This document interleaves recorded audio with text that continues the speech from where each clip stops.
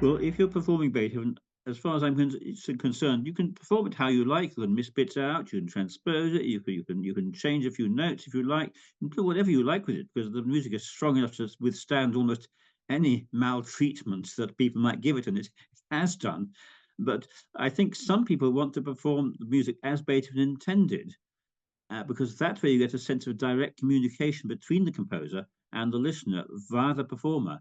So if you want to perform the music as Beethoven intended, as some people do, well, there are certain things you have to do and certain things you mustn't do, and certain things it's not clear whether you should do them or not.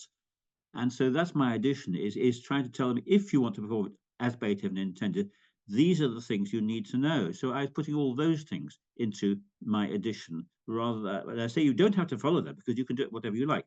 But if you want to do it as Beethoven intended, I hope some people will, then this is what you must do. My addition was meant to guide you because the average pianist won't know these things and needs to be told.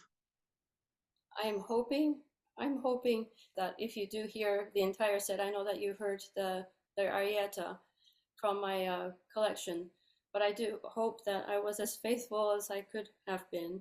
One of the interesting discoveries is that when I am working on so many sonatas simultaneously, of course they weren't all done at the same time, it was across a certain number of years, you start cross-referencing and you can start hearing similarities, and you can hear with this sonata he's using this unique idea, and he's seeing how far we can take this. You start being able to make these comparisons that I wasn't making as carefully when you are looking at one and digging into it. I could spend a whole lifetime tr- trying to get to the bottom of one sonata. And depending on the day, depending on your age, depending on your life experience, you could also read Different. things into it. Maybe having heard, you're just fresh off of hearing Beethoven later, and you come back. So we were talking about the theme of the arietta. And I was wondering, why is it that I'm hearing it a certain way in this slowness? Because you take the theme, and it's cantabile, and from our correspondence, I was hearing it a little bit on the slower side. Of course, we were all taking into consideration things to do with breathing. What if it were on the voice? How would it be treated? Part of the slowness is that some editions show it as adagio molto, but it's molto semplice. It's not adagio molto, it's adagio and molto semplice. So my edition had to put that right first. And once you see it's just adagio, not adagio molto, it suggests it shouldn't be quite as slow as some people take it. And then, as you say, if you're going to sing it, well, if you try singing that phrase in one breath at too slow a speed, you will simply run out of breath. So there's a certain natural speed, which I think if you sing it, you'll get that speed. As you sing the first line over and over again, you'll soon get the feel of this really doesn't work because I've got to take a breath in the middle of a note here, a little bit faster, and I can manage it.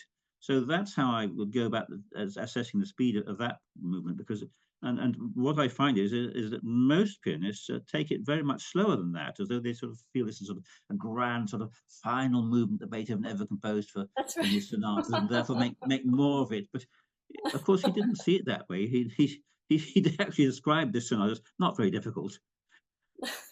So I think the one's got to sort of remove some of the sort of aura of sentimentality around that arietta and treat it as an arietta, not even a cavatina, which is a sort of very slow aria. This is an arietta, which is sort of a relatively light sort of aria, in fact, compared with the cavatina. So I always think that it should go just perhaps a shade faster than most people take it. I was thinking, I wish I knew what the words, if there were words set to this. So when the le bévol is when we have it's just one word stretched into three syllables, then that's quite slow. Um, so I was hearing it a little bit.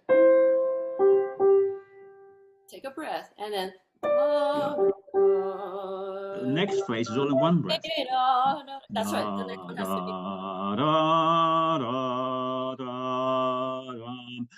And That's by the right. time you sung those six notes, you were out of breath, and if you take it too slow. Yes. And then I thought, well, would it have been a vocal on it? Could have been for another instrument as well. Because it's not in the, it could be a Yeah. woodwind.